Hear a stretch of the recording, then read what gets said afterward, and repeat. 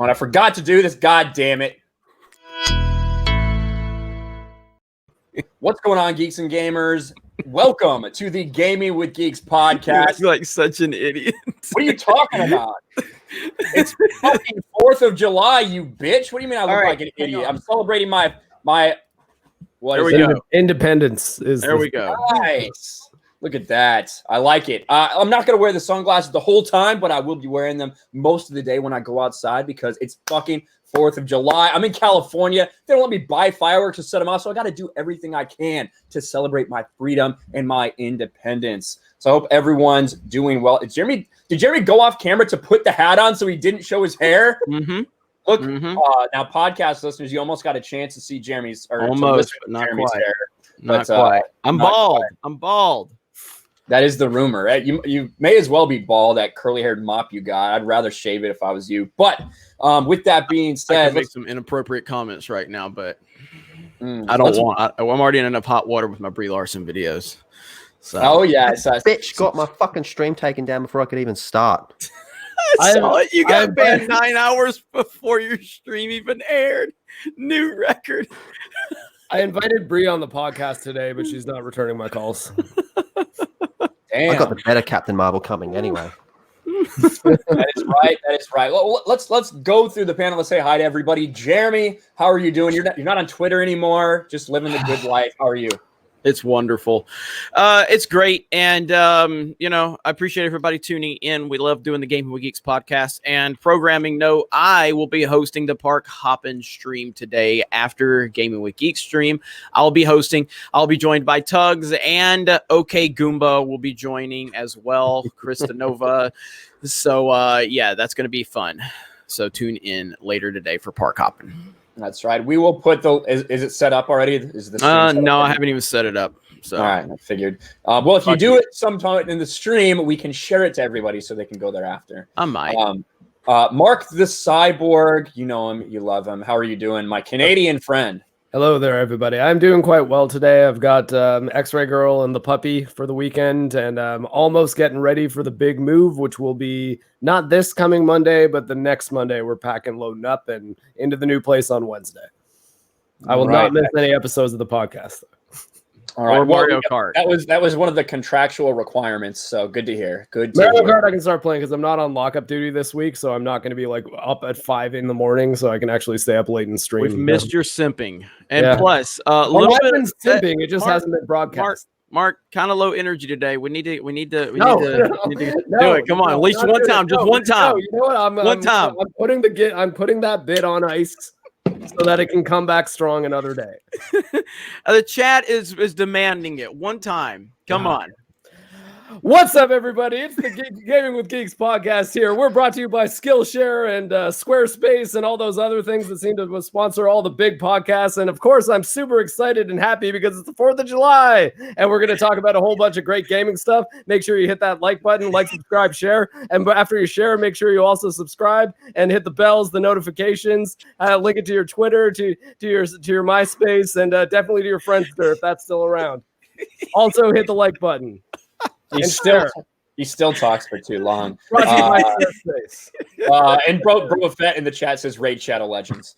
Raid Shadow. I think I've only told this to Jeremy. I actually got an email from Raid Shadow Legends. Yeah. Oh, seriously?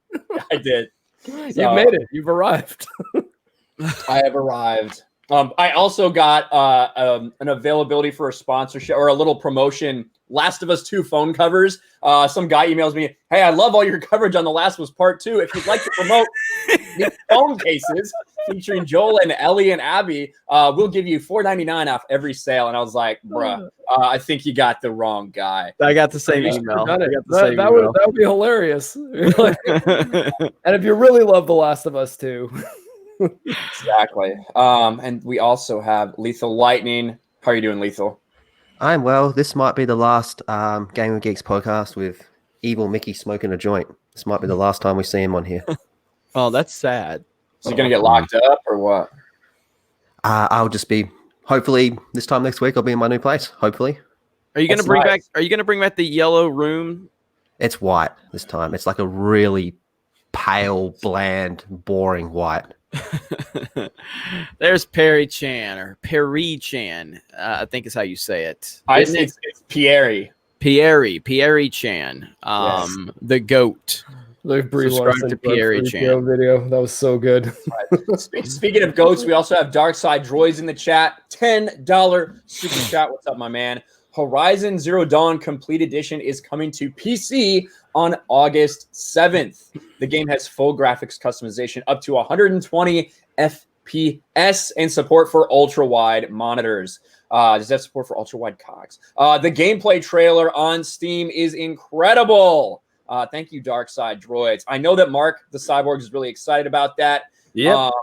Horizon Zero Dawn is an awesome game. I really enjoy it. I know Mark's excited about a PlayStation exclusive becoming not exclusive and what that could mean, for gaming in general. So we can talk about that a little bit, actually. We kind of wanted to talk about. Let's start off with that, Mark. With the announced that release date, how do you think that could change if it's well received? Could it change the way these guys deal with their exclusives? What I'm hoping is that it teaches Sony that once a game is apparently at least at a certain age, because Horizon came out 3.5 years ago by the time this PC release will come out. So they've probably seen the vast majority of, if not 100% of the sales that they would ever see for that game on PS4. So without re-releasing it when Horizon 2 comes out for PS5, the best way for them to not only get more money out of that game that they already made is spend a bit of extra money to port it to a new platform so that it can reach a new audience, but it also acts as kind of an advertisement for Horizon 2 on PS5. So I hope that what they start doing is realizing that even if they want to keep their content exclusive for the purpose of driving hardware sales, that there's not really a point in keeping games exclusive forever. So you might as well have it be that they can exist on an evolving platform like the PC, because you never are going to have to worry about buying the PC 2. You can just upgrade your computer as much as you want, get a new one if you want, but the platform itself doesn't ever get totally replaced. And the games will be more easy to preserve if they're on more platforms. If they're locked to one specific piece of hardware, that's going to be harder for people to play them in the future. So I think it's a good thing, and I hope it works out well. I also like that they're not launching it at full price. Yeah, I think that's a good take, and that's a good perspective that you have on it. So I fully agree with that in terms of them trying to expand that player base for when part 2 comes out down the road. So Mark and I agree on something PC related and not exclusive, being exclusive related. Breaking news, everyone. Fake Mark and Jeremy agree. Now, do you think that now we don't have as much information as we'd like to about how PS4 games, if and how they're going to be able to run on PS5, like we've heard about Xbox. Do you think that Horizon Zero Dawn, will people just be able to use their copy of Horizon Zero Dawn in their PlayStation 5, or do you expect a re-release specifically for PS5? Because they have to make it available on PS5 before this release. What's very likely is that they'll allow you to use your existing copy, and I'm guessing they're going to patch it with some of the stuff they've done for the PC version, so higher frame rate support, I'm hoping. Though my worry is that if they're going to shoot for 30 frames a second on Horizon 2, they might not want to give you that patch for the original, because it might make the original game look better than the sequel that they're trying to sell you on. So who knows? But that's the problem with Sony's backwards compatibility stuff for PS5. They're just not clear about it at all. Yeah, we're getting pretty close to November, which is the expected release date for both Xbox and PS5. And we still don't know as much as we would like to. Let me hit a couple of these super chats. One right here from Mega Mr. 46 $4.99. Happy 4th of July, guys. Where we have Stars, Stripes, and Toby Keith. Oops, not game related. Well, that's all right. Happy 4th of July to you and everyone. I love that song, that Toby Keith song. He's got a couple of them. Courtesy of, I like Courtesy of the Red, White, Blue. Courtesy. Yeah. Oh, the red, white, and blue. Yeah. So good. I agree. Jade Shadow $4.99. Happy 4th of July to this awesome panel, including the token toxic Aussie and the Canadian simp. Simping ain't easy. What do you think, Lethal? You don't It's care? a female. Who cares? Damn, well, I appreciate you, Mara. Thank you for the super chat. Thank you for the super chat. Now, to get to, I guess, maybe the heavier part of the show, I guess we're just going to start off with it here. Listen, I know there's been stuff going on in the Smash Brothers community. You guys know me. You know I've never said a bad word about anyone related to Nintendo fan base ever, Nintendo player base. I just think they're the best people in the world. This is so shocking to me that we're having this rippling through the fan. Of course, everybody, come on. Who wouldn't have thought that this would happen with Nintendo people? But there's we're going to try to closely step around some of the words related here. But if you've been paying attention, there has been several accusations about improper conduct, about assault, about grooming, all of these kind of things centering in the Super Smash Brothers player base specifically. Jeremy, you did a video about this. Mhm. Even you weren't really surprised. I'm not surprised about any of this. I mean, you guys ever been to a video game tournament? And no, it's not specific to Nintendo as much as Ryan can say that. I've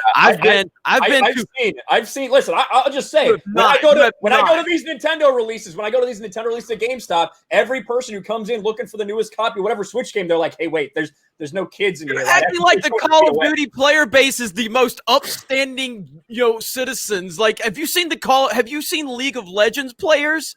Have you seen these people? Seriously, I've been to MLG where there was a Halo tournament, a Call of Duty tournament, and a League of Legends. These fucking League of Legends players, man, they make Nintendo look like jocks. Okay, so the point is, if you've ever been to a video game tournament, you got some weird folks. But my entire thing is, my point on my video was the top person that was accused was a 24-year-old woman who spends all of her time on social media talking about defunding the police and Orange Man bad and how America's a racist country. Yet she was able to prey on a 14-year-old white kid. It's interesting indeed. So that's why I say I wasn't surprised, because I mean, you just look at some of these people and the way they carry themselves. But my bigger question, and I don't want to get too far into it, but if you look at the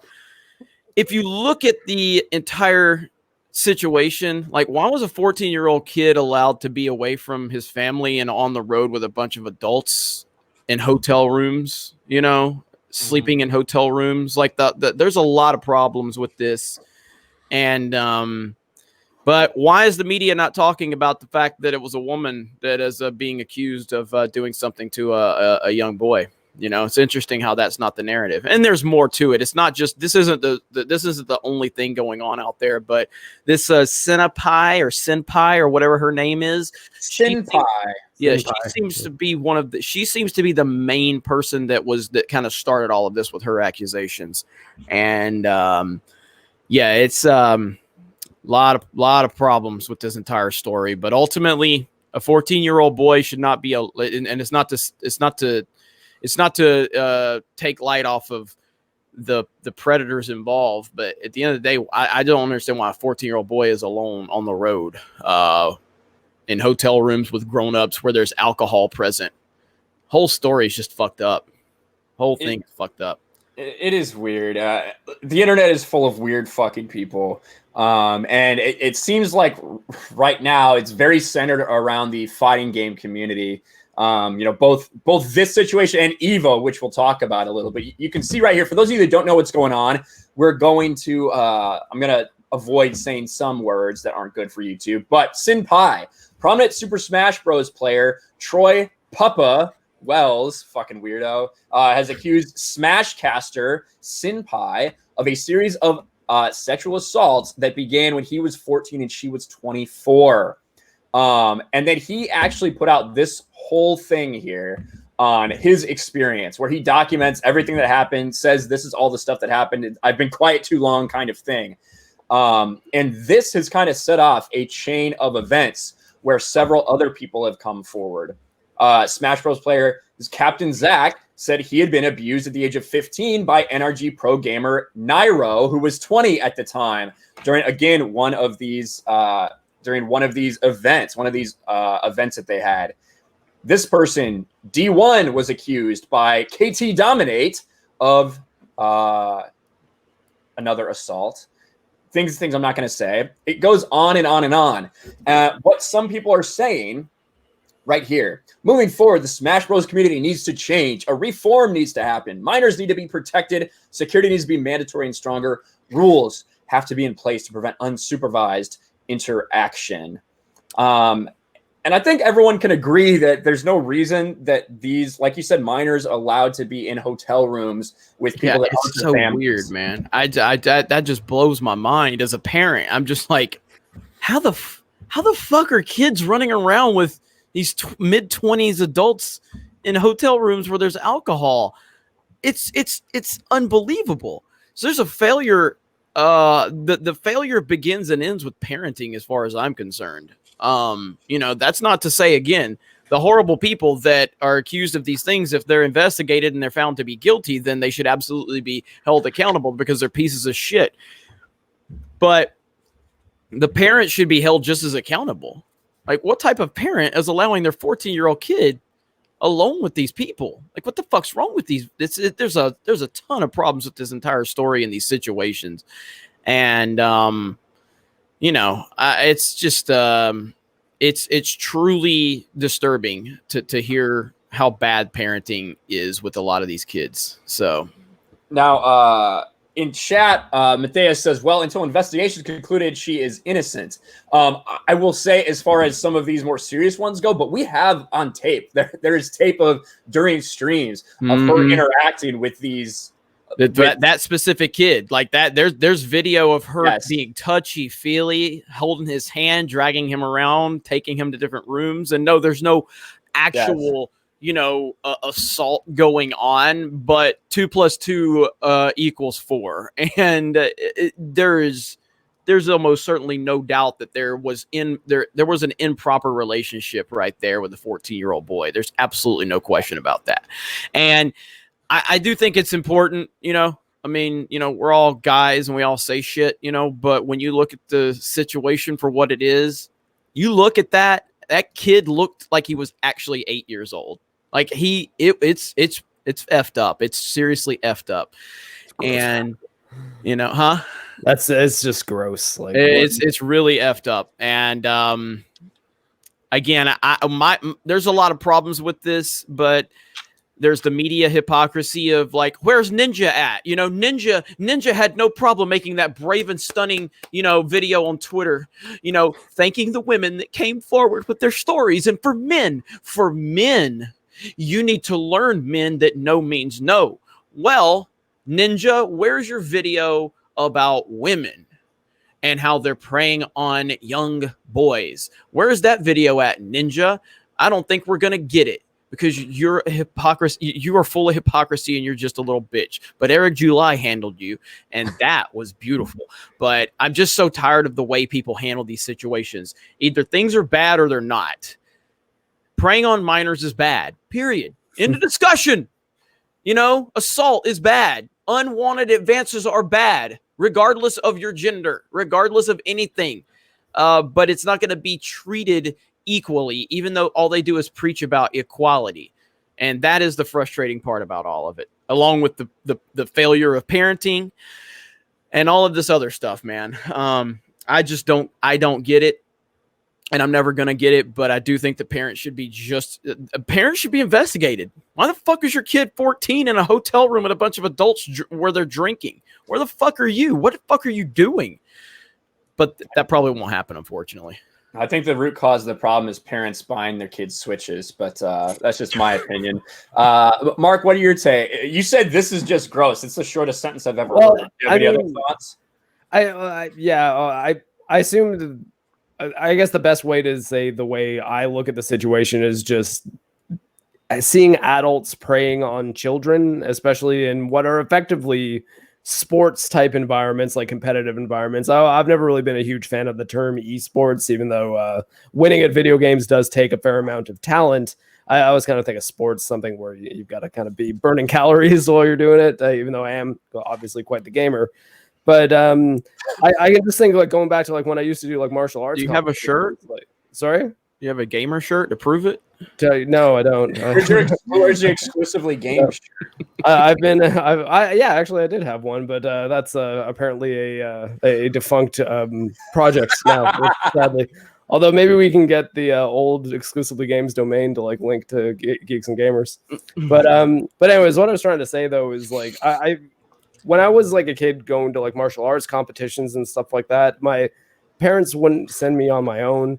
Like I don't know why there would be situations in which adults are having any like social one-on-one time with like young teen kids, because you shouldn't really ever be putting children in that kind of environment. And yeah, like I mean, I guess I don't really have any profound thoughts about it. I just think the idea of it's disgusting. So I can kind of see. So when you have these like kids, these 14-year-olds, 15-year-olds that are competitors, right? And there's certain rules for who's allowed in wherever places. I can see how they would end up in a place without their parents if their parents feel that it's okay. And around those other competitors. Because if I was a 14-year-old in this situation, I would want to be around all these other people that like the fact that I would be considered almost a peer with them because we're doing the same thing. Like I would want to do everything I could to convince my parents to just let me hang out with them. You see a similar thing like the skateboarding crowd, because there are sometimes some young skateboarders who compete in these competitions with these dudes who are 30, 35 years old and they're hanging out with them. It's fucking weird, especially when you end up with these type of things. But I can understand how they would get to that spot. Not saying that if I as a parent would let them do that, but I can see how it gets to there. Lethal, what are your thoughts? What does fucking pothead Mickey think of all this? He's all for it. Me, on the other hand, I think it's right. It's just messed up and right. Some of my favorite memories are playing video games with my dad and some of his friends. You know, so it sounds like that whole situation gone wrong. But I was thinking with what Jeremy was saying, like, I'm not a father, even though I get called daddy pretty often. But do you think like the counter argument to that could be like, well, do you think maybe you would feel more comfortable with like a child that was more parents around? I mean, not more parents, more adults. Wait, I'm sorry. He's saying like if you're a parent who's your child's going to that, if there's going to be all these adults around there, you might be like, okay, well, I feel fine because nothing's going to happen to my kid. There's all these people there to supervise him. Well, yeah, I mean, like I'm looking at this like in his Twit longer, which what the fuck is Twit longer? Just get a goddamn Facebook. It's a link to a long. I know. It's just like, you know, but it says we would usually sleep together most nights after the first incident happened. This is a 14-year-old boy allowed to sleep alone with an adult girl. Where the fuck are the parents? Seriously, who the fuck? I want to know who the fuck this Peppa or Puppy or whatever his name is. Who are your fucking parents? Who the fuck are these people? Because they need to be questioned. They are directly responsible just as much as the senpai weirdo. This is fucking ridiculous, man. A 14-year-old is allowed to just sleep around in a fucking hotel with fucking adults where there's alcohol present. No, fuck that. I will not fucking allow this to. I'll continue to bring this up every time I talk about this story, because that is just absolutely ridiculous, man. Absolutely unacceptable. I understand that there's a comfort level of certain things. For instance, if you're somewhere where you feel like there's a decent, you know, setting and a decent tone, public setting, you might okay, hey, you know, to your kid, like, okay, go right over here, but make sure you have your phone on you or whatever, you know, make sure you find an adult if something goes wrong. Yeah. Allowing a 14-year-old kid to sleep alone in hotel rooms with adults, get the fuck out of here. No, fuck these parents. So, yeah, it's fucking weird. Yeah, it is weird, especially like I mean, some parents, you know, probably wouldn't fully understand like what a gaming tournament thingy is and all that. They'd be like, oh, well, what could possibly go wrong at something like that? Yeah. I mean, yeah, but a tournament, yes. You know, I get it if it's the actual public tournament. I've been to a ton of these tournaments, but just the note again. Clearly, I mean, now again, if I'm wrong, someone can correct me. From my understanding, the puppy or whatever his name is, Papa. He went on road trips with these people. So he left his home to take road trips with these people. So therefore, he was staying out of town, unsupervised from his parents. You know what I mean? Like, that's next level. You know what I mean? Next level. Like, I have a hard time even letting my kid, get too far away from me in a public setting, at a mall or Walmart. You know what I mean? Like, I don't understand this at all. But these fucking parents are fucked. Yeah, it's disgusting. And how long was this going on for? Because he said he was 14 at the time. Said it happened only 3 or 4 times that he can recall. But he's 18 right now. Yeah, he's 18 now. Let me see. It said, if you looked at a picture of this dude, the dude looks like 13 now. Yeah. So we would usually sleep together most nights after the first incident happened, and we would kiss a lot and cuddle during those nights. I'm not going to go into details. I'm not going to go into details about every single time, since some of them are a blur, and I only remember probably 3 or 4 times vividly talking about sexual experiences. And I mean, the weird thing is, this girl, I mean, she should have known Lethal existed. Lethal would have been available.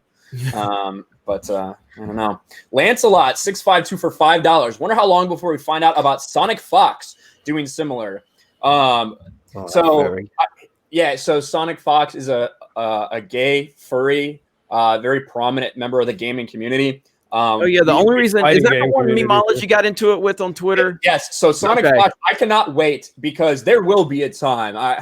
Listen, I don't know. I'm just speculating based on a couple things that I've seen on fucking like 4chan boards, things like that. Sonic Fox is going to get exposed because he's done some fucking creepy ass shit. I can't wait till Memology takes his ass down. It's going to be spectacular.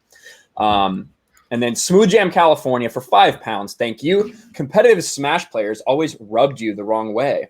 Gross. They seem very uptight and protective of their game. Doesn't surprise me. Some are weirdos. Yeah, and there's, I'm joking around a little bit about Nintendo fans. There's fucking weirdos everywhere, especially especially on the internet. No, but that super chat is right though. Smash people they're cut from a different cloth. They are strange, and again, I've ran Smash tournaments back in Montgomery, and I mean, I am. If you guys ever see me play Smash Bros, I'm fucking terrible. I'm not good at the game. I'm absolutely terrible. I just like it from an enjoyment standpoint. So I set up a Smash tournament, and it was just a local thing in Montgomery, Alabama, and these fucking ranked Smash people showed up, and I got into it with them, because of how they were talking to me. They were talking to me from a superiority standpoint, okay, now Jeremy, if you're gonna run a Smash tournament, here's what we're gonna have to do. I'm like, shut the fuck up, I don't fucking care. Ultimately, I became friendly with them after they understood that I wasn't. They thought I was some Smash person. They just took offense to it at first that I was running a Smash tournament and I didn't have the regular Smash rules. So I've had interactions with these people before, but so I totally agree with what that person's saying. They are strange. They're very strange and very protective of their game. So what's happening with this chick now? I didn't see a video, Jeremy. Is she investigated, or she hasn't tweeted out anything? As far as I know, here's another issue I have with all this. As far as I know, there's no police involvement in any of these things. I mean, maybe there is and we don't know, but mostly it's just this social shit and people getting banned from events and things like that from the community. People asking Nintendo to make a statement to denounce it. What the fuck should Nintendo? Why the fuck should Nintendo be forced to make a statement about any of this fucking bullshit? These are people, and these are tournaments. They're just playing their game. Mountain Dew doesn't have to fucking make any sort of announcement or anything because I'm drinking a Mountain Dew Zero.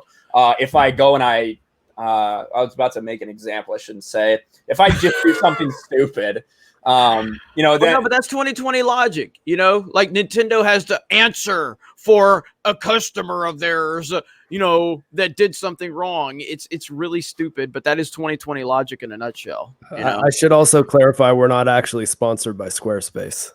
I was kidding. Christina says, remember the Byleth reveal? Yeah, Pepperidge Farm remembers. Yeah, I fucking remember all these stupid butthurt bitches. God. Smooth Jam California for £5. Feel I need to clarify that I meant some Smash players. Yeah, no problem, man. Not all. The folk I'm talking about, God, are the uptight ones that take the game way too seriously. If you're going to be in like a pro competitive scene, though, you have to, at whatever game you're playing, you have to take it way too seriously. That's yeah. No, they do. They absolutely take it seriously. But again, it's not isolated to Smash, though. I mean, like I said, going to MLG was a wake up call, and we won. We won into it was a Call of Duty. Was it Black Ops? Black Ops 2, I think. We won our way into it was an invitational in Georgia. It was a 3v3 tournament, and we won the invitation to MLG, and then we made it to MLG, and we got absolutely fucking wrecked in the first round. Holy fuck, we got beat so bad. It was like Frank. It was like Frank playing against us on Rocket League bad. It was so fucking embarrassing.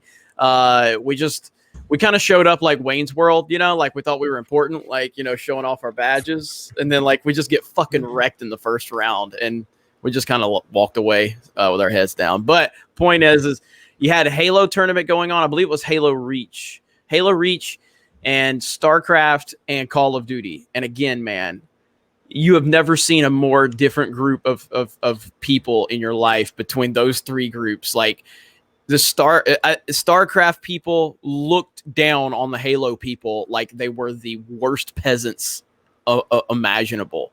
StarCraft players can communicate with each other telepathically. They don't even need to speak. But there was humans using language. But there was this weird kind of like, even though the StarCraft players looked down on the Halo people, there was still this kind of like, the united front against the fact that they both equally hated the Call of Duty people. Yes. So there was no respect for the Call of Duty crowd whatsoever. It was such a strange dynamic. So the gamers are weird. Gaming conventions are weird. Gaming tournaments are weird. All across the board. But people are weird. That's true. That's true. There are weird motherfuckers out there. I'm kind of weird. Yes, we know that, Mark. Yeah, we absolutely know that. We know that. Broba Fett for $4.99, first super chat ever. I'm wearing the same tank top right now, Ryan. Hell yeah! It's my birthday today. Well, happy birthday to you and America. Right on. Happy birthday. Have fun and celebrate safely and responsibly.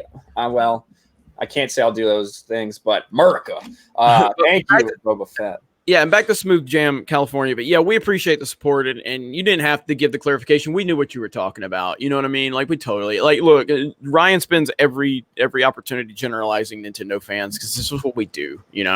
So we don't mind generalizing. It's fun to generalize. Fuck Australians. So all Americans look the same.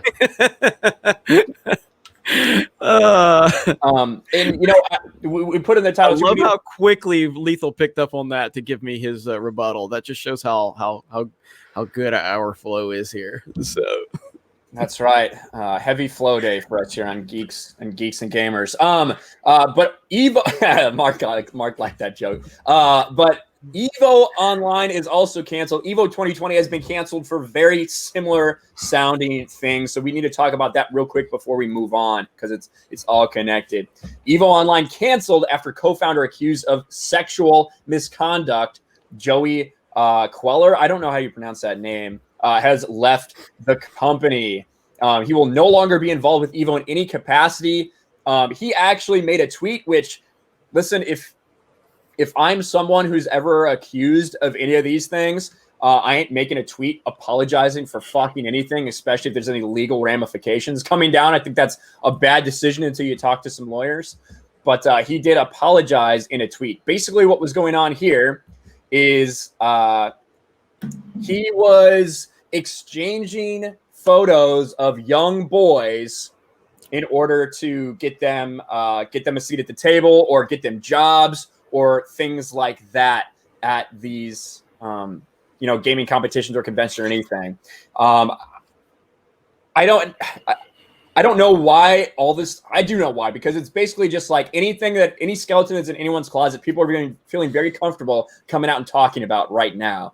That is what is happening here. EVO 2020 has now been canceled. A lot of people aren't super sympathetic because of some of the things that EVO's done in the past, even with just Dead or Alive 6, the kind of censorship and the virtue signaling behind jiggling anime titties that they decided that was just too much. All the while their CEO is looking at pictures of little boys.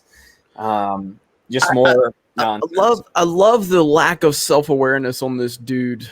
So after he makes his little apology or whatever, he then tweets this out. Where he's like, if you're going to post fake DMs, at least do some research. My Twitter username wasn't Mr. Wiz from 2010 to 2016. Like, dude, shut the fuck up. You've already admitted, like, you have no fucking room to save face right now. Like, how the fuck did you think this was going to go over well? This was not going to go over well at all. Jeez, man. Like, what a weirdo. But so again, explain to me this. So Christina just says DOA 6 was already censored compared to the other games in the series. So they banned DOA 6. And by the way, Christina is always in the chat, really knowledgeable, knows her gaming. So we always appreciate, her insight. So DOA 6 was banned for jiggly titties. Is that what it was? That was the one where they were playing, like they were doing a stream, and it was like a commercial for it or something popped up, basically like promoting it. And correct me if I'm wrong, Mark, this is the one where they did like the slow-mo with one of the female characters like landing right on the face of another one and stuff like that, right? That's the one I'm thinking of? Possibly, although I'm not sure exactly which was the commercial they showed that made them pull the stream down. But that sounds about right for a Dead or Alive promo. Yeah. I'm a fan of the series, obviously. Just again, I always say the people that preach the loudest, that pretend to be offended over stupid shit that no normal person's offended over, are the people you have to watch out for. Mm-hmm. You know what I mean? So that's my stance on it. I can't stand virtue signaling. I can't stand fake offended people. I can't stand it. So any grown-ass man who acts like he's offended over, something like that, you just need to watch out for him. Unless it's someone like there's exceptions to the rule. I mean, there are people out there that are very, very, much about their religion and stuff like that. But generally speaking, if you see just some random guy out there who's constantly preaching about being offended over a pair of titties, yeah, you probably need to watch out for that person. You're probably hiding something. Agreed. Did you hear about the? Oh, well, we won't talk about that. I'm not going to do that on this podcast. That's too triggering. But back to some actual, gaming news that isn't freaking. Well, it's controversy, but it's not like, oh my gosh, this is disgusting. NBA 2K21. We don't talk too much about sports games on this podcast. However, I do think there's some important things to talk about regarding 2K21 because the pricing might be very indicative of what we are going to get in the next generation. You can see right here, NBA 2K21 price is $10 more expensive on Xbox Series X and PS5. And you can see the different price points they have right here. For the PS4 and Xbox One version, $59.99 USD. For the PS5 and Xbox Series X version, $69.99 USD. Now, again, this is just them announcing their price point. This isn't everyone else saying that this is what their price is going to be. I think that it's a pretty expected move, to be quite honest, that at some point games were going to increase in price a little bit. Mm-hmm. And this to me is pretty much confirmation. I think if they do it, everyone else is going to do it as well. It's just like gas stations, right? If a gas station, on the other side of town raises their price 20 cents, the other one probably going to raise their price at least 19 cents. You might as well, right? Just to stay just under that. That is what I think everyone is going to price their games at 70 USD. What do you think about this? Lethal, as someone who has to pay an Australian money that's worth about half of ours, how much is that for you? 70 USD. That's a hundo, right? A little bit over 100. I mean, Yeah. the average game here, a brand new game, is around the $100 mark, brand new here. So if they're going up a little bit, I'm going to go on a limb and say that would probably be about $120 here, which is, I think games are too expensive in general, to be honest, but there's a lot to consider. You know, there's a lot that goes into making it and all that type of stuff. They do have to make a profit. They do have to, you know, pay all their employees and stuff like that. And I feel that's why people are kind of getting more critical of games as well. Like when a game comes out and it's buggy to all hell, I'm fucking pissed off because I paid $100 for that. So Yeah. this is, if I get a good game, I'm happy to pay. Yeah, market determines the market.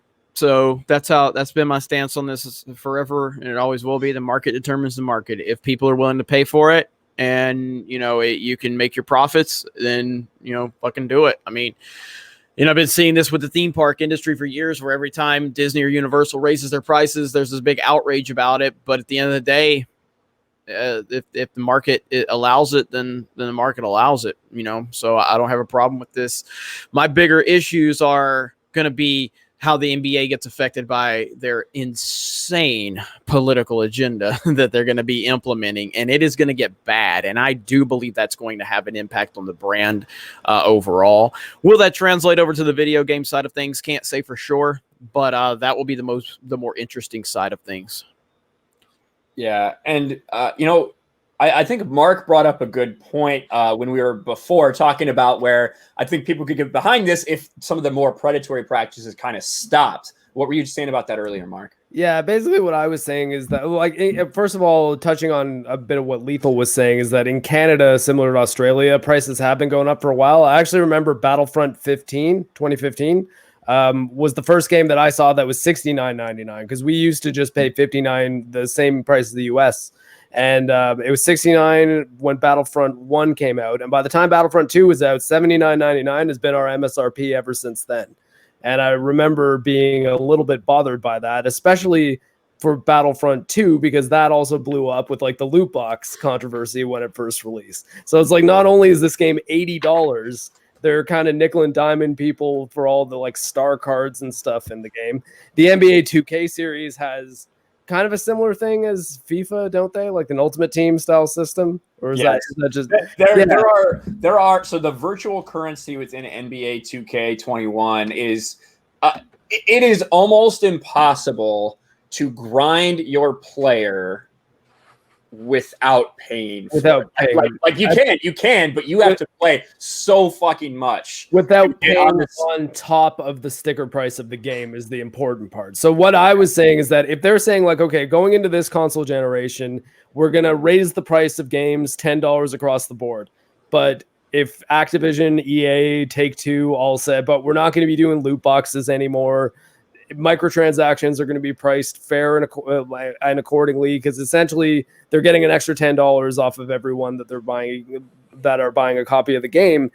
And I don't think they're going to do that. I think they're going to do the thing that they'll just hike up the prices, keep on telling people how expensive games are to make if they want the graphics to look so nice, so just deal with it. And then they're still going to throw in stuff like the virtual currency in 2K or the Ultimate Team stuff in FIFA, or like probably lots of microtransactions and things like Overwatch, like loot boxes. I don't see this being anything but a bad thing. You could argue that it's necessary, but it's also kind of why like a lot of the games I cover on my reviews are either a little bit older or are re-releases that are generally a bit more reasonably priced, or an indie game, because you shouldn't have to spend an entire shift of work on a video game if you're working like a minimum wage job, right? Like that's, I guess, just kind of how I look at it. If you want a good sports game, just go get this one right here. Just go get Tecmo Super Bowl for the Super Nintendo. That's all you need right there. That's it. Okay, you'll be happy. It's cheap. You can support one of your local retro shops. That's the answer right there, because that is still the best football game ever made. And it's not even close. There's a pretty good golf game out at the moment. Oh, you mean Mario Golf? Simulator. Toadstool Tour? So- And you know, one of the other shady as fuck things behind this too is the fact that so this is the way it always is with 2K. They usually have 2 or 3 editions. They usually have the standard. Sometimes they will have one in between, priced at about 80 USD. That'll kind of give you some more things, maybe some VC. Then they have a like Legend edition. Sometimes it's called like a GOAT edition with Michael Jordan. Sometimes a Legend edition, things like that.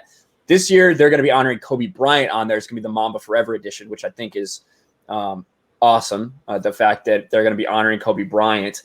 But this edition is $100, normally priced at $100 every year, same as every year. But this one, if you buy this version for $100, then you'll automatically be able to play it. You'll get the free upgrade to the next gen system. Whereas if you buy the normal one, you will not. You would have to pay another $70 to be able to play it. So they're trying to incentivize people to buy the $100 edition, which for Lethal, again, that's fucking 160, 170 bucks. Yeah, and then meanwhile you got Cyberpunk that comes out and says, "No, we'll just upgrade it for free." Mm-hmm. Yep. Yeah, so it's there's a couple levels of shadiness associated with this, and again, NBA 2K, I get NBA 2K probably every other year, just because I do really enjoy playing. I haven't played a 2K. I haven't played an NBA game in years, and I used to, and also picked up my because the old school NBA Live games, you know, like those. That's Live 98 right there. I love the live games, and I used to love all the basketball. I can't remember the last time I played a 2K game though. I think the last time Kobe was. When's the last time Kobe was on the cover? 2016, 2017. What was the Jordan, the GOAT edition? What was that? I think that was it's either like 2016 or 2017, right around there. I don't remember which one was Kobe, which one was MJ. But yeah, I think the MJ. I can't remember if it was. I can't remember if MJ or Kobe was the last one I played, but I didn't play it that much. I used to love those games, and I used to love all sports games, but I've kind of moved away from them. Yeah, I mean, I used to like them when I was younger. I still enjoy them, especially because NBA 2K has kind of a story mode, which is cool, which you're doing with Madden now as well. But anyway, Christina Nardone for $5. Did you hear about the rumor regarding a Devil May Cry 5 special edition on 4chan yet? I have not heard that. Have you? I haven't heard that. Mark, Lethal? I know Lethal hangs out on 4chan. I'm looking at it. I'm looking it up right now when I saw our super chat. I really love Devil May Cry 5. It's a great game. Lethal, turn your camera off. Turn your Lethal loves 4chan. There it is. Proof. That's all we needed. Thank you for the super chat, Christina. Mark's checking it out right now. Mark is checking that out. Yeah, that'd be cool, depending on what the rumor is and how reliable it is. But something, Lethal, you made a video about, I think you made both videos about this. We've heard about some popular video game series potentially being TV series. By potential, I mean they've told us that they will be. Whether it actually happens, is yet to be seen. We know about the Halo movie that was supposed to be coming out for fucking the past decade. But both Halo and Fallout have announced that they are going to be pursuing TV series. Can you give us what are the details on this? When can we expect it? What do you think about it? There's not really a whole lot of details at the moment. All that came out for Halo was how much money they're going to be spending on it. I saw some people saying it's not really a whole lot, but I think they're going by how much money Disney put into shows like Mandalorian, for example. But with the Halo, they're spending, I've got it here somewhere. It doesn't say how much money it is. It averages to about $4 million per episode is what they're spending on it. As for the Fallout one, that's coming to Amazon. Mm-hmm. And I should have researched it more before I did the video, because I had a bit of a reaction to it on the video because I didn't realize how heavy Bethesda and Todd Howard were involved in the Fallout show. But I will say Fallout is a great universe. Their past 2 games have been pretty bad. I didn't play 76, but it's just been a clusterfuck of controversy. 4 I thought was just a bad game in general.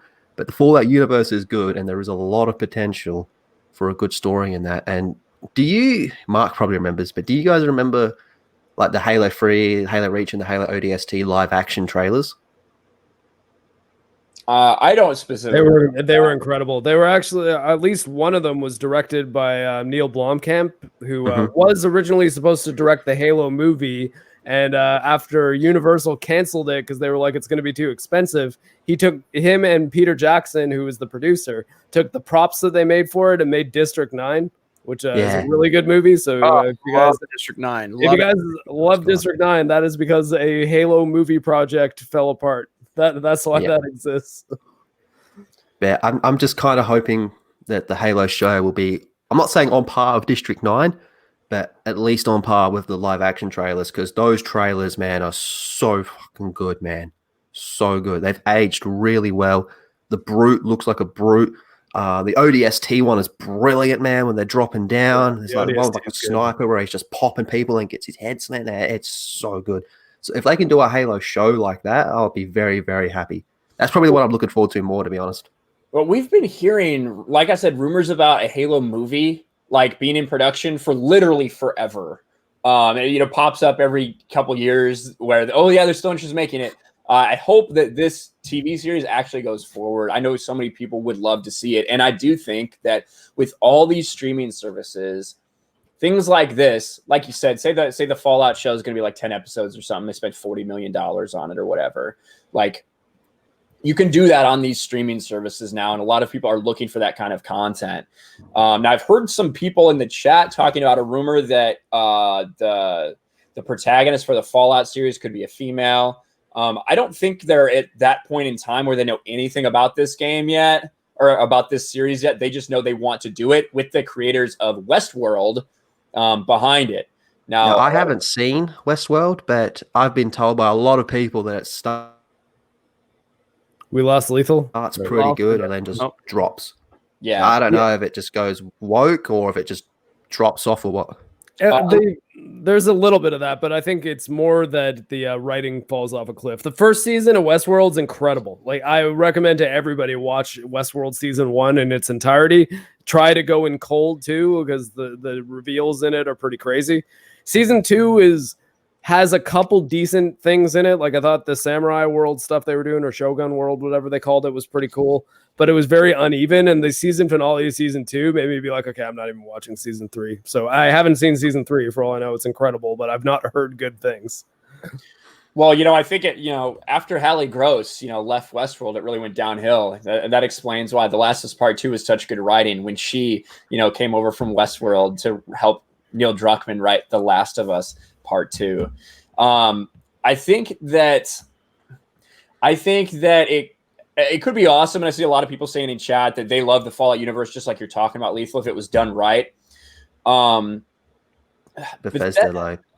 Bethesda, I enjoy. I liked Fallout 4. I didn't like some aspects. I didn't like the fact that I spent so much time fucking building up my goddamn communities. Felt like just a freaking Super Mario Maker or some shit that I waste all this time on. But I liked a lot of what they did with Fallout 4. I didn't like that it was like the same game engine that's been used and the same models that are like reused from Skyrim a million times and shit like that to make this game. But I like the story, so I feel like they could do something cool. As with everything in entertainment, it has the potential to go woke. Yeah, sure. It's the same way with any game right now. Cross that bridge and we get there. It's still very, very early days. Yeah, exactly. Pauly D for €5. Does Princess Peach really keep getting, quote, kidnapped, or is she stepping out on Mario? He needs to wise up and move on. Yeah, Princess Peach is obviously a hoe. That's obviously what's happening. She just leaves to go get rammed by Bowser every once in a while. He's give me the big bowl. That's obviously what's happening. Thank you, Pauly, for alerting all of us. Jeffrey Turner, Megajetty1. What's up, Megajetty? Says, happy 4th. Watching Die Hard 4, and I Know What You Did Last Summer. Nice. I'm actually a fan of Die Hard 4. Live Free or Die Hard. I like that one. The 5th one was fucking garbage, though. Yeah, I didn't like any of the last 2. The first 3 are great, though. Particularly the original. It's amazing. I do like I Know What You Did Last Summer, though. I have a soft spot for like late 90s teen slasher movies. I think that especially with the vengeance. I especially think that the one with Samuel L. Jackson. Hey, Zeus. Yeah, freaking. I do really like Die Hard with a Vengeance. The second one's whatever. Die Harder, but I like the fourth one, especially the director's unrated cut, where they actually say fuck, because PG-13 is retarded for Die Hard. Just being honest. I just saw Die Hard 4, like they turned John McClane into a superhero. Like he's all of a sudden jumping on jets and shit. Like there was so many like CGI special effects and stuff, and I'm just like, oh guys, like you're not making a Die Hard movie anymore at all. Yeah, he became a dude. He became a dude who just a cop that was in the wrong place at the wrong time, or right place at the right time, depending on your perspective. Who was doing anything he could, kind of getting the shit kicked out of him, to a dude who was literally jumping off Harriet jets and like sliding hundreds of feet down these concrete things. Yeah, I agree with that. I still liked it. Is number 4 where he shoots himself? Yes. Number 4, yeah. He's getting held like at gunpoint. The guy's like just holding the gun to him. Yippee-ki-yay. And yippee-ki-yay, motherfucker, and shoots himself. It goes through him and kills the guy behind him, yes. And they censored it because the stupid PG-13 version, he goes, yippee-ki-yay, but in the actual director's cut, unrated edition, you get to hear the real thing. No, Die Hard's not a Christmas movie. Force Ghost Jeremy. Yes, it fucking is. No, it's Die not. Hard is a fucking Christmas movie. 100%. If you listen to the soundtrack to Die Hard, not knowing what album you were listening to, you'd think you were listening to a Christmas album. It's an action movie that takes place in the backdrop of Christmas, but it's not a Christmas. Christmas is inherently important to the entire plot. It could be Halloween, and it would be the same exact plot.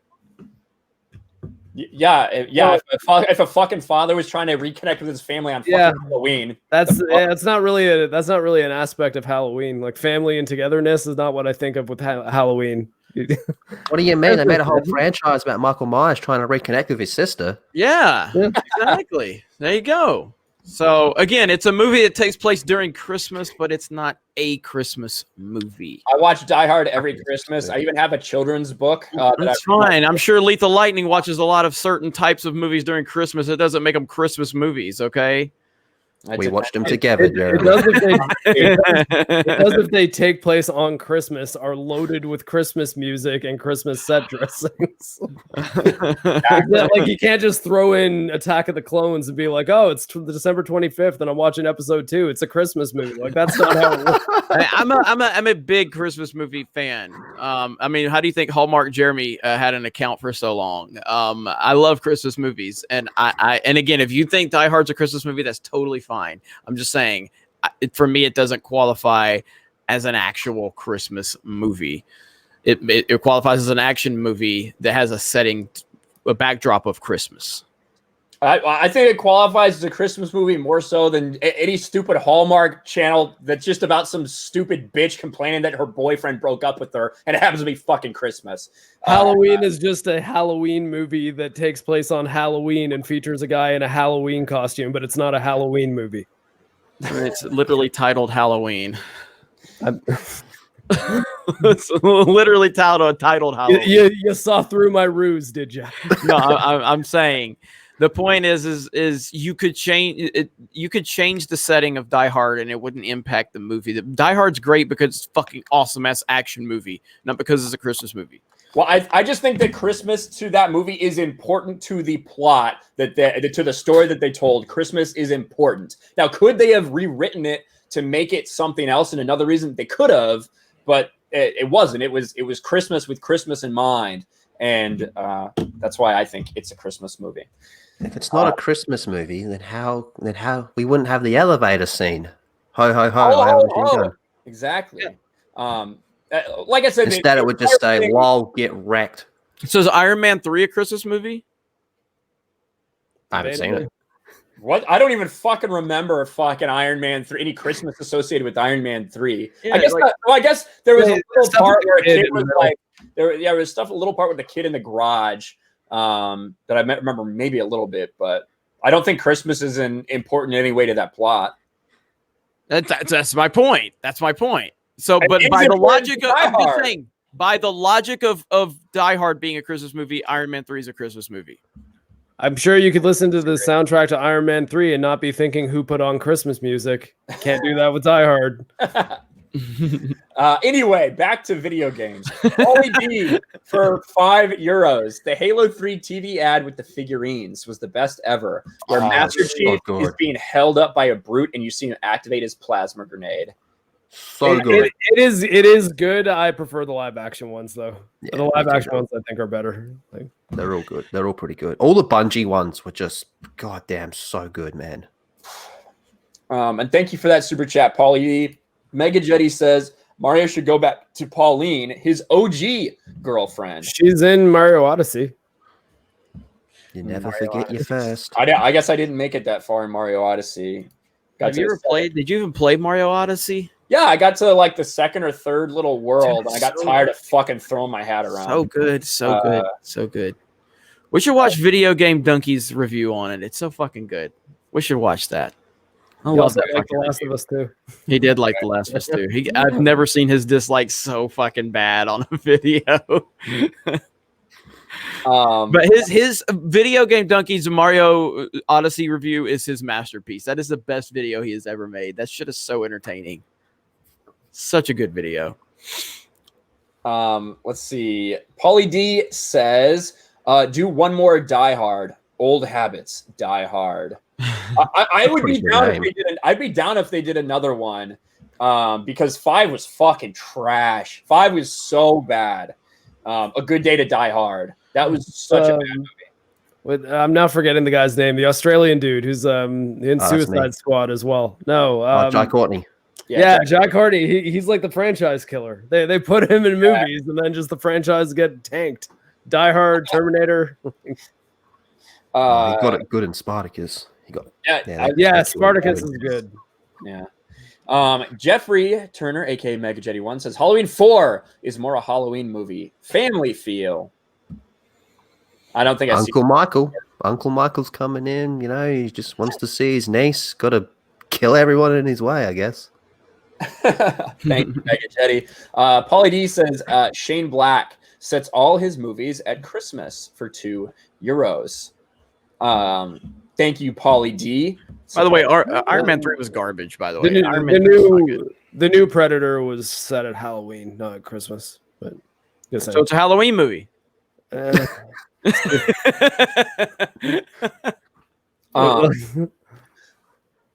was I gonna say? The Predator sucked. Yeah, Predators. So God, I totally lost my fucking train of thought. Batman Will says G&G settles all disputes on the Mario Kart track. No, because that's not fair. Jeffrey Turner, aka Mega Jetty 1 for $2. It ain't Christmas until Hans falls off Nakatomi Tower. I agree. That's always rest in peace, Alan Rickman. You were a gem.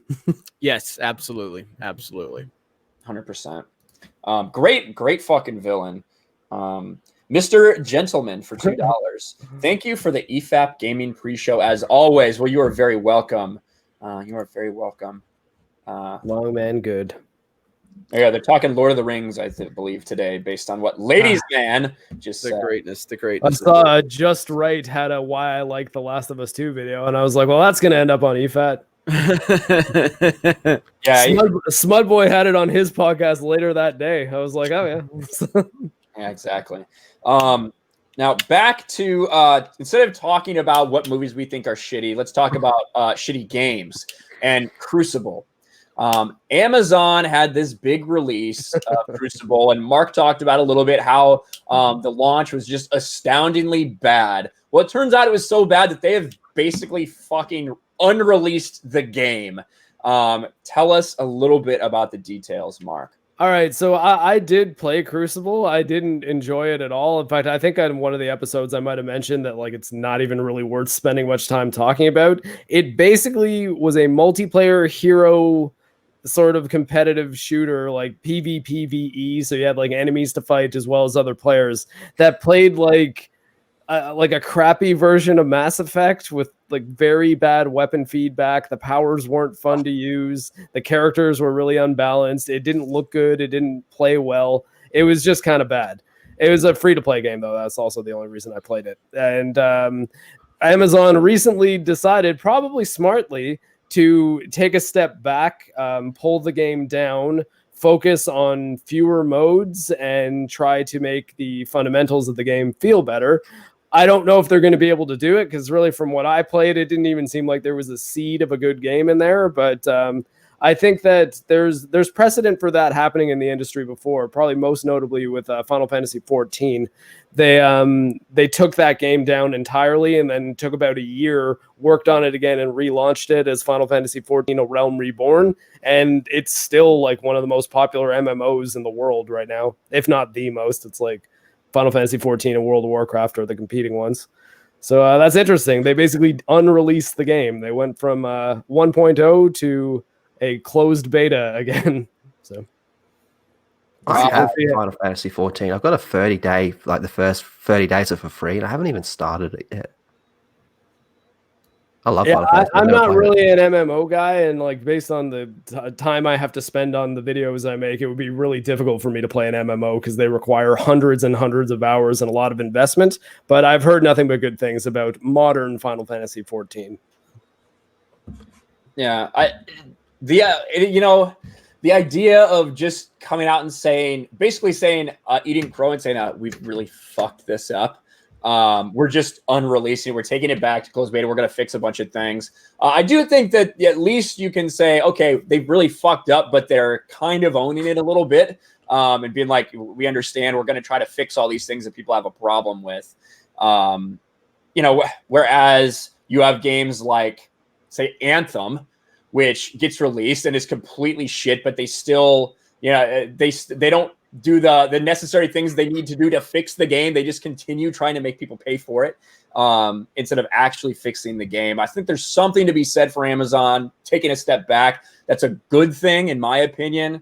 I'm not really interested in Crucible, but maybe after it's re-released, knowing that they took those steps to fix it, it's something that I could actually give a chance to now. Yeah, I don't know anything about this particular topic, so I'm just going to let you guys continue. Yeah, we've pretty much got to the end of it. Like, it's really just the game was bad, so they took the game down and they're gonna try to rework on it. But honestly, I think they're probably just gonna end up canceling it and cut their losses, because I don't see that game turning around. I'd love to be proven wrong, though. It's never a bad thing to have games improve. There was virtually no one who was playing it. Like, almost no one. It was so bad. Like, literally like 300 players worldwide were online at one point.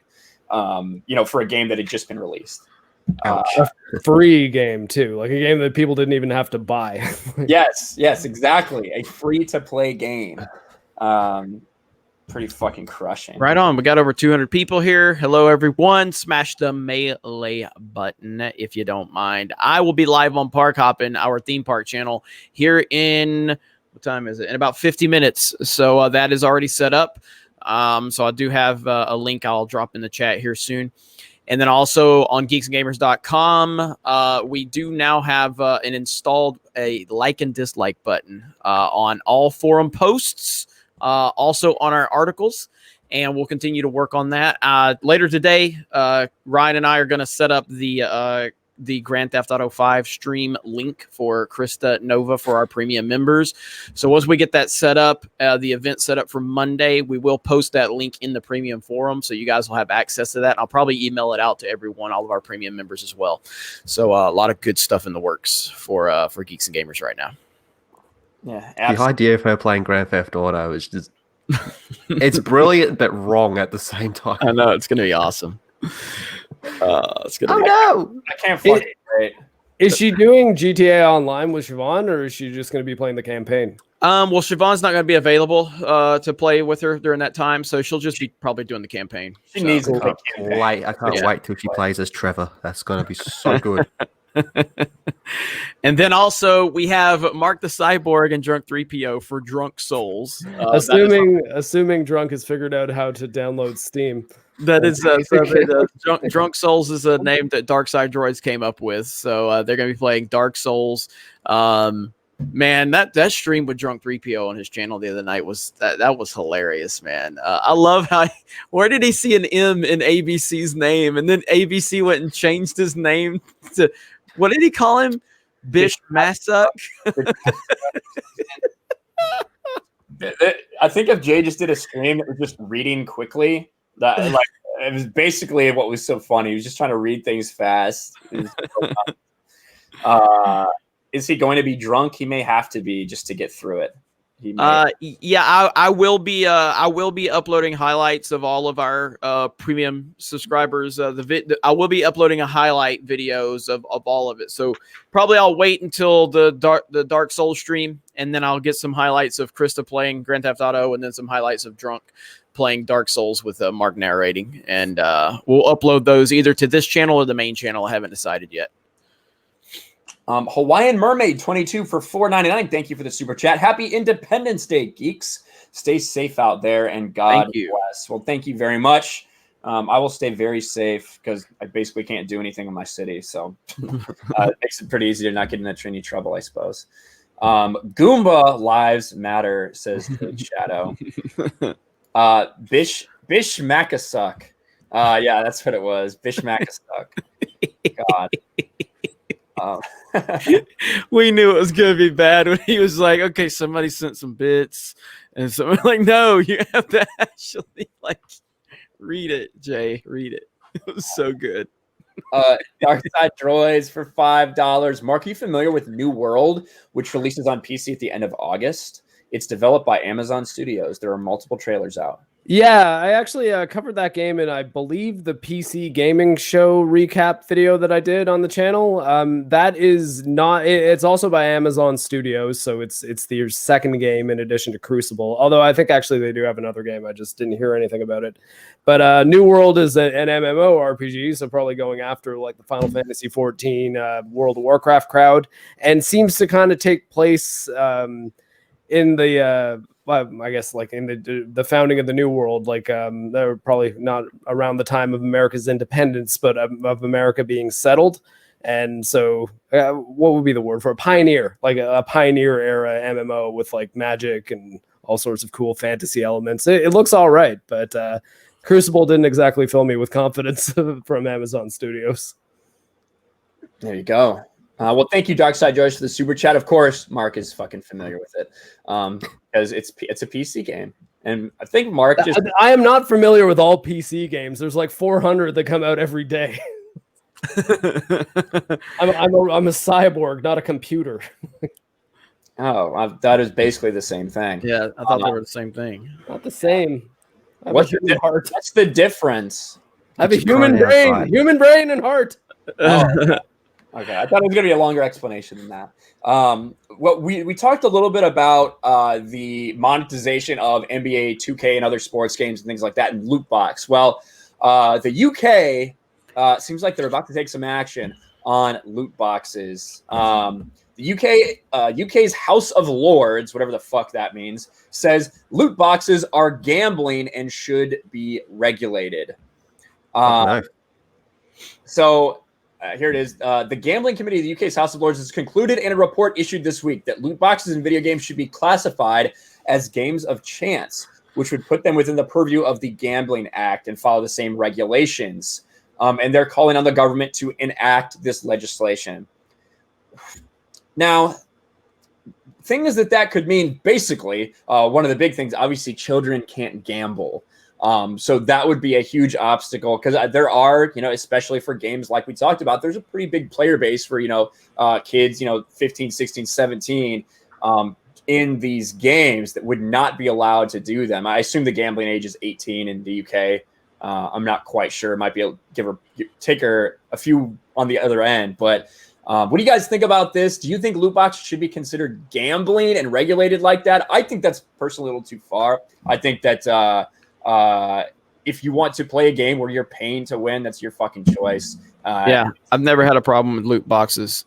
It doesn't bother me at all. I'm not saying you're wrong if you are bothered by it. I'm just saying for me personally, I don't give a shit. It's never impacted my personal experience on a game. But I can see how it can cause problems for people. But for me, it's never been a problem for me at all. I'm on the other end. I think it should be regulated. I see it as gambling. No two ways around that. I'm not saying you got to take it out completely. I think one of my biggest issues with it is just the lack of transparency and a lot of people, a lot of consumers, and a lot of parents that buy these games for their kids don't really understand what they're putting in front of their kid. If I gave them a game and said, hey, there's loot boxes in this, they'd be like, oh, cool, whatever. But if I take the kid and put him in front of a pokey machine and go, well, what's the difference? You know, you're still putting the coin in it, getting a box that opens, you don't know what's going to come out of it. Where it gets tricky, though, is it was a few years ago, they kind of screwed it over because it was like expansions and DLC counted as microtransactions back then as well. So it got a little bit iffy. The idea of it being regulated to me just sounds more transparency, and I think that's a good thing. Yeah, I think I'm kind of more on the same side as Lethal on this one, as much as like part of me wants to take the more like libertarian stance and be like, well, okay, but I don't think the government should be stepping in and saying this is how this industry should be conducting business. But at the same time, knowing the gaming industry and knowing especially the big players in the gaming industry, I think they won't stop pushing without a like form of actual regulation from a governing body. And even if it's something as simple as not saying you can't have loot boxes or can't have microtransactions in games, but I think setting up some guidelines on where the line is. So for me, like take, for example, when I used to play Overwatch, I would often want a specific skin for like one thing I found was really cool is Lucio, who's one of the healer characters, had this skin that kind of looked like the DJ Deadmau5, but it was kind of like a frog. And I thought it was really cool. And I wanted that skin, but like you can never really reliably have a way. Like I couldn't give Overwatch $20 to get that skin specifically. I would just have to keep trying my luck buying loot boxes and hope that either I get enough gold to buy it, gold being the in-game currency, not actual money, or that I lucked out and got the one I was looking for. So I don't, yeah, like that's kind of, I don't think that, I think there should always be an option for you to just buy the content that you want a la carte if they're going to also be offering it in loot boxes. And I think that loot boxes should only be able to be earned in game if you want that to be how your progression system works. I don't think you should be able to give a company money on a dice roll in a video game. I think if you can give a company money for content, I'm kind of okay with that. Debatably not as much if it's a game you also pay for. I think free-to-play games need to monetize some way, and having people buy battle passes and skins, like that's more or less fine. But tossing money at a chance to get the thing you want is sort of where I'm like, I don't think that should be a thing. Like, Matthews just said it perfectly. Problem is when the government steps in, it never gets out. And it's almost like when you open that door, it's almost like when I say when you bend the knee to the mob.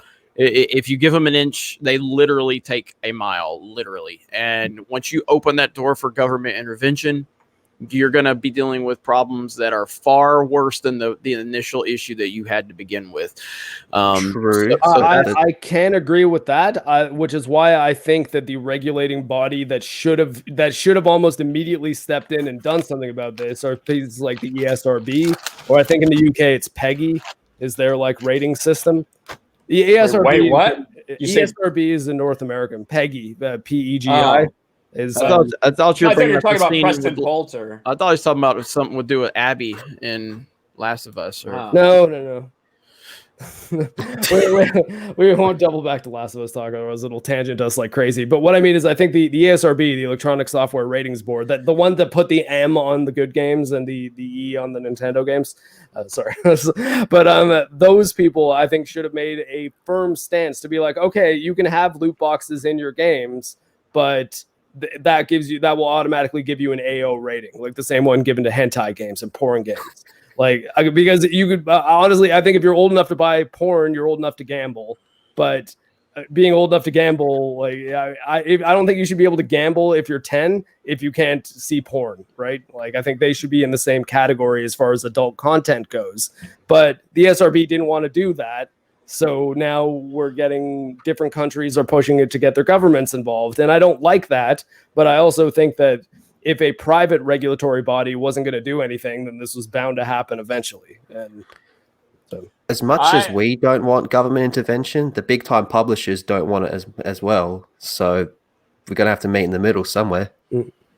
I think that so I just talked about NBA 2K21 and how NBA 2K I get it about every other year.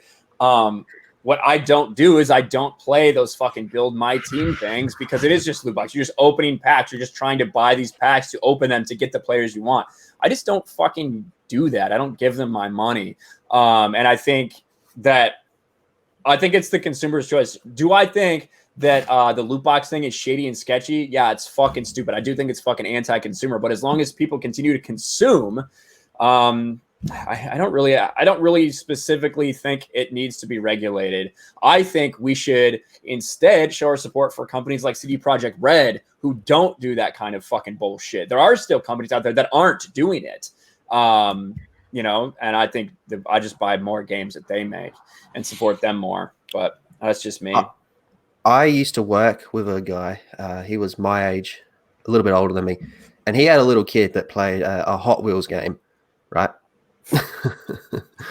He played some little Hot Wheels game, and he was a kid, like a little kid. He didn't know what he was doing, and he chalked up $500 Australian dollars, so like $20 to you or whatever, in loot boxes. And that's because there was like no regulations, no transparency, no nothing. He was buying stupid spinners for his Hot Wheels car. Dumb kid. I mean, Darkside Droid said it, or where's it at? Let me go find it. Why would you allow your children to access your credit card? That's just bad parenting. If you have kids, buying a bunch of loot boxes. Yeah, 100%, So, well, a lot of stuff's connected these days. I just feel that if there was just a little bit more transparency and a little bit more regulations on it, it wouldn't be such a big deal. But once you open that door, the big deal, the problem you had is going to be forgotten because the problems you're going to be facing with government intervention, and then on the other end of that, we have Battlefront 2. I mean, for me, I had no problem with Battlefront 2. I enjoyed Battlefront 2. None of the controversy impacted me at all. It had a shitty campaign, but the online multiplayer was great. Not the best, I have issues with the online multiplayer, but I had fun with it. A very authentic Star Wars experience. I know loot boxes was a huge problem for a lot of people, and that caused a lot of problems. But for me personally, I got what I wanted. I got an online multiplayer set in the Star Wars universe, very authentic to the Star Wars universe, and I had a lot of fun with it. There was a big with that one because that was extreme, absolutely. I'm not dismissing the controversy around it. But just it didn't hurt my experience with the game at all. So yeah, I think to be some middle ground in this whole thing. Well, I think that the middle ground. I played it the day it came out. Biggles Mez. I played it the day it came out. I've experienced the game get significantly better. I understand that Battlefront 2019 is a completely different game than 2017, but I enjoyed it in 2017. Obviously, more so in 2019. And now I guess I haven't played it this year. Apparently, it's broken now. Apparently, it's shit now. The lobbies, you can't get full lobbies anymore. I don't know about that. So. But yeah, I played on it. They're not doing any new content, so it's done. Yeah, because I got Battlefront 2015 the day it came out, and I enjoyed Battlefront 2015 too, for what it was.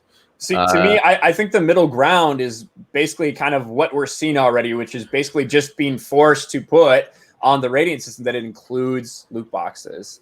Like letting everybody be aware that there's going to be some form of loot boxes in the game. To me, that is just making sure that people are aware of the game that they're getting includes this thing, whether you want to support it or not. That's up to you. And to my understanding, that's what they're doing right now. Right? I mean, that's what they're doing. That says that on it in the UK, like no, that's like what they're doing in a lot of different places right now. Let's see, game ratings. Systems includes loot boxes. Let's see if I can find them. Oh, the in-game purchases tag, you mean? Yes. Yes. See, the problem with that though is like at least kind of touching back on what I was saying about loot box games being given the AO is if the rating itself isn't changed, it's not really going to make any fundamental difference because most people don't really give a shit about what's written on the Mortal Kombat rated M for blood and violence. Okay, like I mean, like most people don't care, and especially if it starts getting to the point that in-game purchases is something that's on the back of pretty much every single game that exists. Because if it has DLC, it can technically be counted as an in-game purchase. Then I don't think it's going to make any difference at all. And if no difference at all is made, the door is just going to keep on opening wider and wider for government intervention. So it's why I just think that the industry itself should come up with a private regulatory body and take care of this whole situation, iron out the controversy so that government doesn't need to get involved. Otherwise, government will at some point step in and there won't be anything we can do. Yeah, I'm with Mark. When I say regulations, I mean government regulations. Fuck that. They'll ruin everything. They'll make things worse. I feel like they got to do it themselves. And they probably won't because they'll be like, well, okay, obviously we're not going to regulate because we like making $20 billion on every year of Madden that comes out because the same people want to buy the same like ultimate team cards to get like, I don't know, like ultimate platinum Tom Brady. And right. Like, so they'll be like, well, obviously we're not going to stop this then. And then it's going to be 2022 and like the US government's going to be regulating gaming and people are going to be like, oh, how'd this happen? It's like, well, because when you had a chance to handle it on your own, you were like, no, I'm just going to keep on making money instead. Like, yeah, I don't know. We'll see how it goes, I guess. But Culture Casino for $2 says PC games. Controls suck on PC. He was just trolling Mark. That's all he was doing. Do you have anything to say about that, Mark? What? Like, it's very obviously a troll because you can plug in any console controller into a PC. All right, well said. Culture Casino for $2. Halo show is gonna suck. Kilter will trash Fallout. Yeah, I mean.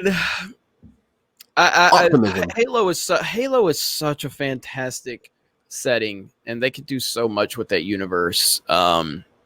It's sad that we haven't gotten it completely realized up to this point. So, and I mean, I'm not as like plugged into the Halo lore as some. I mean, Mark said Halo 5 is like the Last Jedi of Halo. It really is. So, but I mean, I've seen the Halo situation. I've seen Halo fall apart. I mean, going back to Halo 2, Halo 1, Halo 2, and Halo 3, which was the peak for as far as I'm concerned, right? Mark, Halo 3 was the peak for Halo.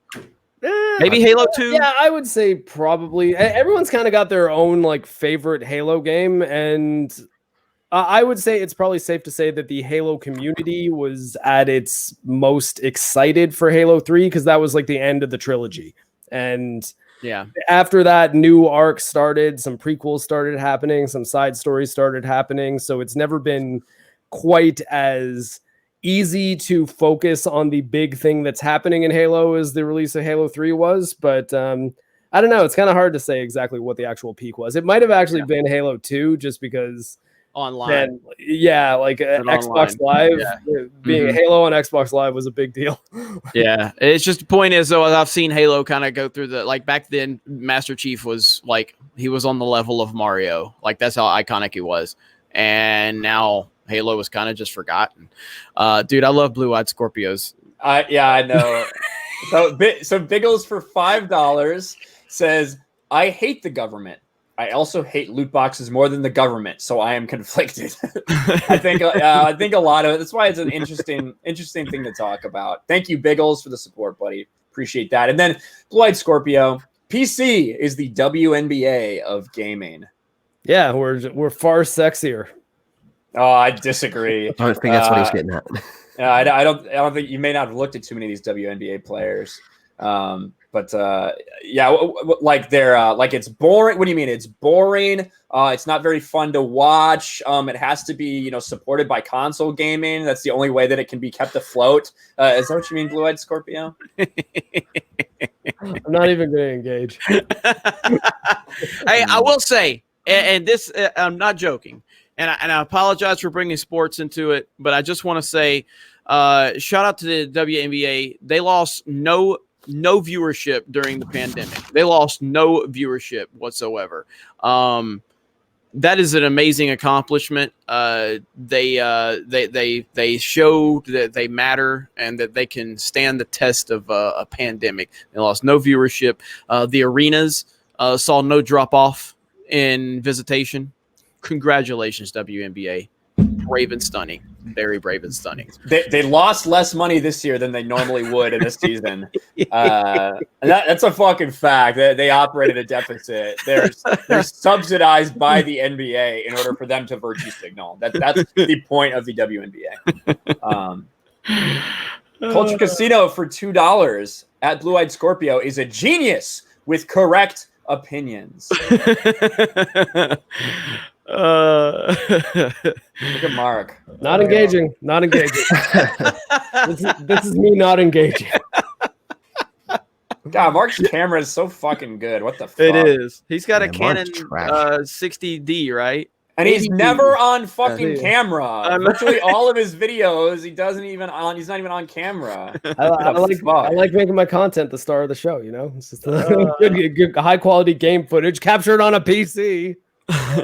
And words, you know. Yeah, I just get angry at shit. But I think that's pretty much all we had planned necessary for the day. What have you guys been playing? Jeremy, I know you've been busy, but what have you been playing lately? Been trying to get back into some Metroid Prime. Just anticipating the release potentially of the Metroid Prime trilogy. I think it's going to happen.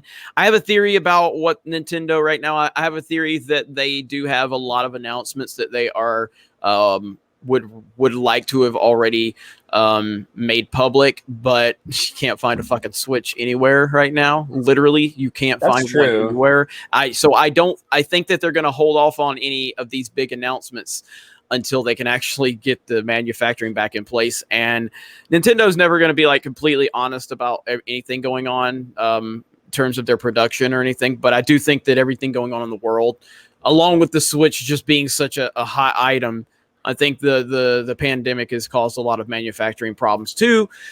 So my theory is that Nintendo has a ton of announcements that they are withholding right now. We saw how they came out of nowhere with the Paper Mario announcement, which was that's unheard of to have such a huge title out of nowhere announced. And then, hey, yeah, 2 months later, it's going to be released. It's crazy. So I do think that's going to happen, but I'm anticipating a Metroid Prime re-release. I'm also anticipating the Mario Galaxy and Mario 3D releases. I won't play through Mario Galaxy again because I fucking hate the motion controls. So, God, I hate them so bad. So, but yeah, that, and I've been playing some old school retro games. I actually picked up King Griffey Jr. Baseball for the Super Nintendo. My gosh, one of the best baseball games ever, along with Baseball Stars. And, yeah, I love me some retro games.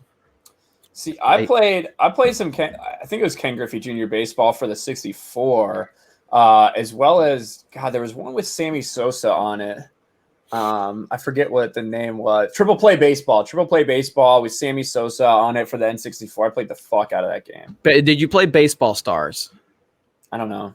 You got, dude. So. Do you have an NES? No. Fuck you then.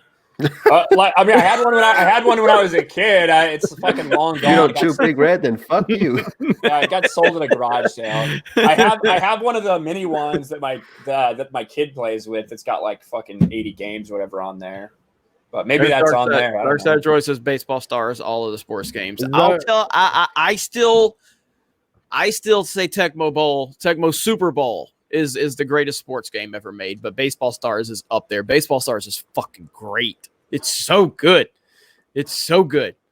Are we frozen? I saw a lot of F's. No, that's no. F to say fuck Naughty Dog. That's what the F's are for. JMG Mick 31. I've been playing a ton of Halo, Master Chief Collection, and Animal Crossing. A man of culture. Damn right. Animal Crossing took over Last of Us Part 2 for the best-selling game in Japan this week. So, took it over again. Yeah. Holy shit. Yeah, Last of Us. You must not have watched my videos, Jeremy. Last of Us 2 fell 85%. Hi guys, this is Ryan with our campus. That's right. So much proper and stupid. Hi guys, this is Ryan with RK Outpost, and today It's what? No, I don't fucking. Jeremy's say that. Ryan impression is oddly close to Jeremy's Mark the Cyborg impression. All of Jeremy's impressions are fucking same. It's either that or he's just like, guys, can you believe that they did this? Oh my gosh! That's Jeremy's like other impression that he does. My voice is far more deep and manly. Here, I'll be Ryan. Oh, is the camera on? Oh, we lost all the Let me only. Why act is it mad when broken? The camera's on. Yeah. Oh god. Fuck it. Wings of Redemption over there. Dude, did you see what happened to Wings of Redemption? Yes. So That Wings is of the Redemption funniest thing I've ever seen. Someone got security cam footage of him and his wife at a I think an Office Target Depot. or something? Yeah, It was it's Office Depot. Office Depot where he was just checking out, and someone spliced this clip together to make it look like it was a news report of people like robbing a store, and it's like, you know, a legit looking news report because it was a news report. It's like, these people tried robbing that almost sounds like Grace Randolph for a second. You did. But you know, these people Love were you, caught Grace. robbing the 7-Eleven at blank whatever, you know, and they splice in this clip of freaking Dude, it's a Wings. minute long. Fucking look here, I'll share it right now. It's Yeah, a I need to minute see long. this. This is I'm one of the Wings guy. greatest If I was him, I would compliment whoever did it. This is so good. Here we Shout go. out Sean Ranklin. Shout out to Sean Ranklin. Yes. Here we go. Big ups to Wings Tings. This is so good. Thank you very much. We are staying on top of some late breaking news overnight. Police say a man and a woman have been busy robbing businesses on the Northwest side. Now, unfortunately for them, officers were also on the job and they managed to catch up with them. Katrina Weber live where the arrest happened, which is near Highway 151 in Petrenko. And you say it was a case of police being in the right place at the right time, Katrina. Well, that's right. Those officers just happened to be passing by this area at the time when the call came in about a robbery here around 4:30 this morning. These officers were actually on their way to yet another robbery call out on Culebra Road near Loop 1604. That's when the robbery call here came in. They say they caught the couple in action, arresting a woman who was still inside this Texaco gas station. A man tried to run him. He ran him down and caught him on the access road. In the parking lot. Police say the couple robbed 2 other stores in the medical center area. And again, they've both been arrested and they face a long list of charges, included aggravated robbery. This is fucking brilliant. Wow. And so I think that the running clip is like when he was doing all that training to try to lose weight or whatever. Yeah, it like is. I think that's where that came from. So and of course they like move the thing all around to make it look like someone was, you know, filming it. And they blurred out the thing to make it look like he's holding a gun. Like, you know, when really he's just checking out at an office. He's buying fucking printer ink or some shit. Oh But man. he is, someone said it looks like Az.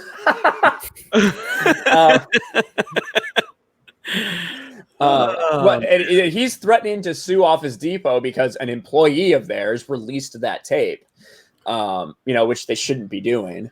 But they realized it was Wings of Redemption. So, yeah. Dude, if that was me, I would be like, man, fuck it, that's amazing. Whoever did that, like, you need to come on a live stream me right now. Let's talk about this shit. That's fucking fantastic. So It's not here to conversate, man. I'm not here to conversate, man. Look here, look, listen. Appearing offline does not fucking stop it. how Oh, many yeah. subs did Wings of Redemption have back in the day? Oh, pretty When- close don't to know. all of At them. his peak, like how I big was he? I have no idea about how big he got, other than his weight. You know, That I joke have was no too idea. easy. Yeah, Mm-hmm. but I mean, he was one of the first people that became really popular doing Call of Duty shit. And he polls maybe like 400 people when he streams today. I don't know how many subs he has as far as Twitch goes. But I'm banned Yeah. from his Twitch. what'd you say to get banned? here. What did I say? Ban anyone giving me advice. It was something like big ups to Wings Tings or something like that. That was doesn't sound super offensive. Wingstings is one of his troll channels. Shout out to Sean Rankin and big ups to Wingtings. I'm about to drop a link in the chat for the Park Hoppin' Live. I will be hosting Park Hoppin' Live today. Tugs will be on there with me. I think Krista will hop on if she can. So you guys, make sure you hop over there. And there it is. There's the link to the stream. And yeah, let's wrap it on up, Ryan, because I got to get ready for that. All right. Mark, real quick, what fucking random shit are you playing right now? One game is actually pretty big hot seller that actually sold double the amount of copies of Last of Us 2 in its first 3 days, and that is Red Dead Redemption 2.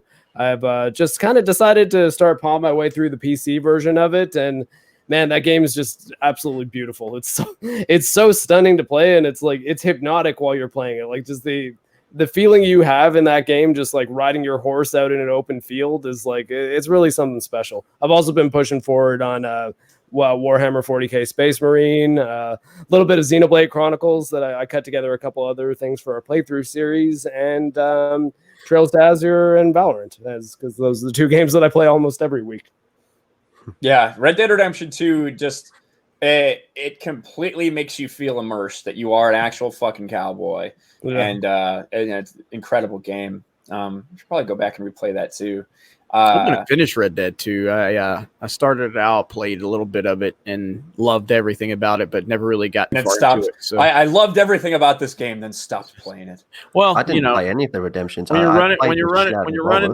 you're running, a corporation that's as impactful as Geeks and Gamers, where you can actually support up and coming creators like this Brie Larson person. We've elevated her to nearly 200,000 subscribers overnight.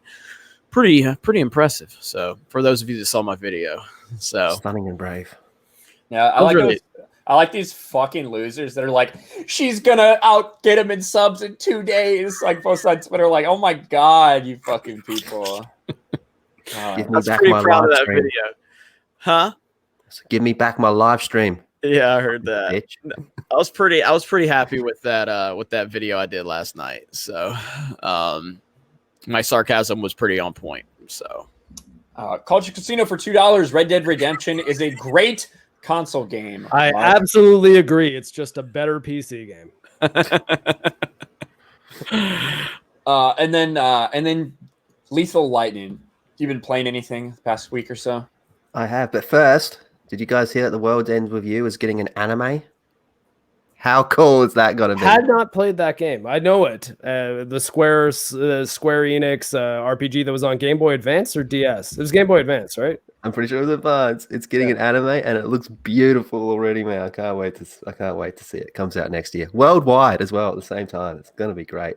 Cool. What have I played? I have played Call of Duty. Trying to track down where they left the OK emote. A bit of Soul Calibur. And some more Kill the Kill If, and this coming week I'll be checking out the Borderlands update and seeing what that's like. There you go. Nice. I've played a little Call of Duty with Lethal, and I've played Assassin's Creed Odyssey, and a little bit of Horizon Zero Dawn. I think that's all I've really played lately. But yeah, but we will be back here next week. I see Odin in chat too. What's up, Odin? Good to see you.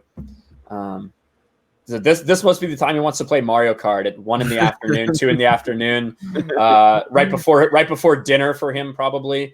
Hey, for real though, Odin, and I want to tell everybody here too, Odin, me and Andrew are, and I got to get with Andrew and see what time, but I'm probably going to start doing some consistent live streams just with our premium members, so you guys can play Mario Kart with us. So I'll get you in on that if you want, Odin. I don't want Ryan there. Don't have to deal with that shit. But I'm just talking about some. Hey, thank fucking God, Jesus Christ. Just some casual playthroughs with actual people that are good. That's why Ryan won't be there. We want some actual. Well, I'm out. So, but yes, it'll be at a reasonable fucking hour, Odin. Jeez. Oh, is it going to be at a reasonable hour? That's why I couldn't play this week. You were right, Ryan. All these impressions do sound the same. I know. But I thank you guys for being here. Make sure to check out Jeremy's Park Hoppin' live stream. Hell yeah. Theme parks. Ryan and his toxicity will not be there. I will not be using any colorful language, which is why Lethal won't be there. And we do not allow people with only one leg. That's why Mark won't be there. So best part of this pandemic is that no one's been allowed to waste their fucking money at theme parks. Thank God. But thank you guys. We appreciate. Oh yeah, sub to Park Hopping, by the way. Appreciate you guys being here. We will see you next time. Same place, same time. Talk to you guys later. Bye. bye, everybody. Uru.